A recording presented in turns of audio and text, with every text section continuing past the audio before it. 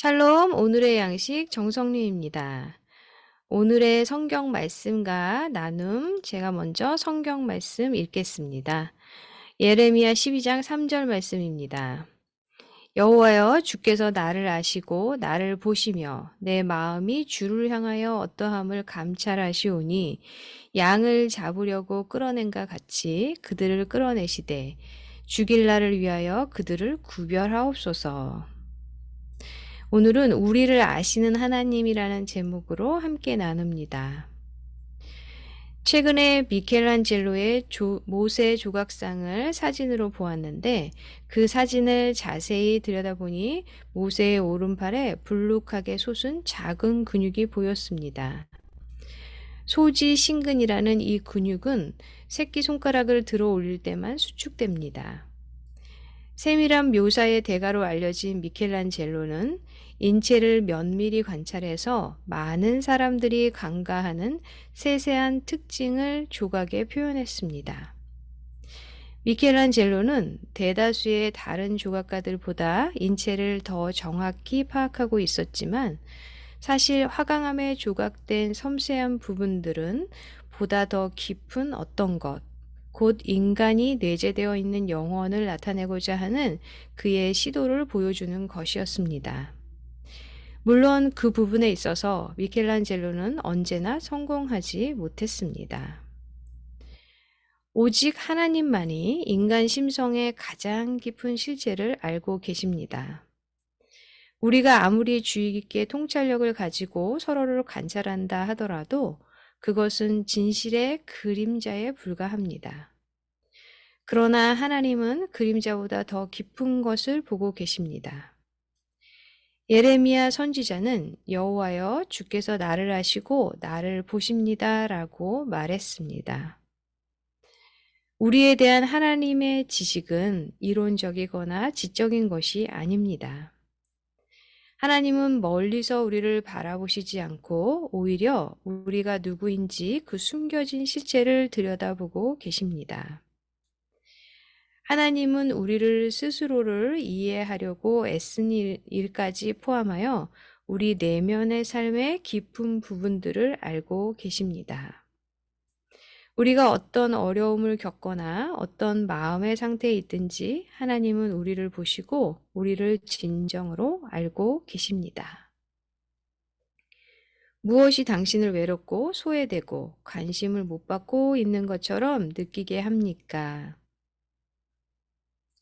하나님께서 당신을 알고 계시다라는 것을 깨닫게 될 때 어떤 변화가 생기게 될까요? 사랑하는 하나님, 이 세상이 외로운 곳일 수도 있겠지만 하나님이 저를 진정으로 알고 계시다는 사실이 너무 놀랐습니다. 그 사실에 제 마음에 경이로움과 기쁨으로 가득 찹니다. 아멘. 네, 오늘은 우리를 아시는 하나님이라는 제목으로 함께 나누었는데요. 그쵸, 우리 이 질문에 함께 생각해 볼까요? 무엇이 당신을 외롭고 소외되고 관심을 못 받고 있는 것처럼 느끼게 합니까? 그죠. 우리가 이런 상황들은 각자 다 다를 수 있지만, 그죠? 많은 사람들이 주변에 있어도 우리의 사람들은 어떤 공허감과 외로움을 이렇게 가끔씩 또 어떤 분들은 자주 느끼게 되는 것 같습니다. 특별히 제가 이제 상담을 할 때 보면 가족들도 되게 친밀하고 어떤 관계도 별로 문제가 없는데 갑자기 이 외롭고 소외된다라는 마음이 이렇게 엄습하면서 너무나 힘들어 하시는 분들을 보게 됩니다. 그러면 지금 현재가 아닌 과거에 그리고 어렸을 때 어떤 경험들을 했는지 나누다 보면 거기에서 우리가 어떤 솔루션을 찾을 수 있는데요. 부모님들이 이렇게 뭐 관심이 없는 건 아니었는데 맞벌이를 하시거나 아니면 먼저 아버님이 일찍 돌아가시거나 어떤 그런 가정들의 어떤 상황이 있을 때 그리고 또 위에 형제들이랑 나이 차가 많이 나는 그런 경우에 혼자서 있는 시간들이 많았고 그러다 보니까 그런 외로움이 되게 많았던 그런 사람들도 보게 되는데요. 저는 이렇게 어떤 새로운 장소에 되게 적응을 잘하지만 어떤 곳에 이사를 가거나 이런 것들을 생각할 때 그때 갑자기 제 마음 가운데 지금의 현재의 어떤 이런 걸어 다니던 거리, 집, 또 많은 사람들과의 어떤 관계들이 좀 멀어질 것 같은 그런 어떤 두려움, 그런 외로움을 느낄 때가 종종 있습니다.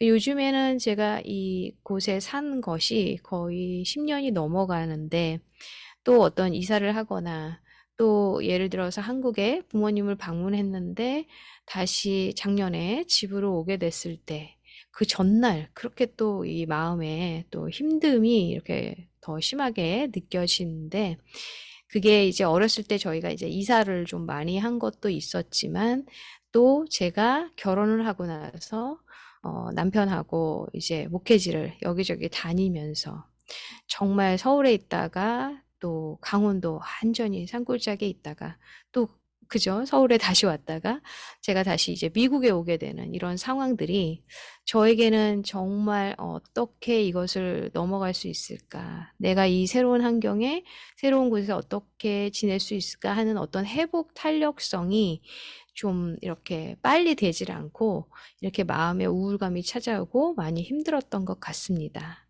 그런데 하나님께서 저와 함께 계시다라는 그 경험했던 것들을 기억하고 또 앞으로의 한 걸음 한 걸음도 주님께서 동행하여 주실까라는 그 기대감과 그 믿음이 저를 다시 일어나게 하고 그 우울감이 떠나가면서 정말 새로운 환경들 그리고 새로운 사람들과 적응을 잘 할 수 있게 이렇게 하는데요. 어떤 상황 가운데 계시는지요? 주님을 붙잡고 나아가시기를 기도합니다. 주님께서는 우리와 함께 계시고 우리의 외로움, 우리의 어떤 소외감을 느끼는 것들, 그리고 우리의 힘듦을 주님께서 다 가져오라고 맡기라고 말씀하고 계십니다. 함께 기도했으면 좋겠습니다. 하나님, 어떠한 상황 가운데서도 주님을 신뢰하며 나아갑니다. 그리고 나를 잘 아시는 주님께서 나의 마음의 모든 상태와 감정과 모든 상황들을 주님께서 이끌어 가실 것을 믿고 오늘도 고백하며 나아가고 한 걸음 나아갑니다. 주님 감사합니다. 주님 사랑합니다. 모든 것을 주 예수 그리스도 이름으로 기도합니다. 아멘. 오늘도 주님 말씀 안에 거하며 주와 동행하는 나를 잘 아시는 주님을 의지하는 그런 은총이 있기를 기도하고 응원합니다.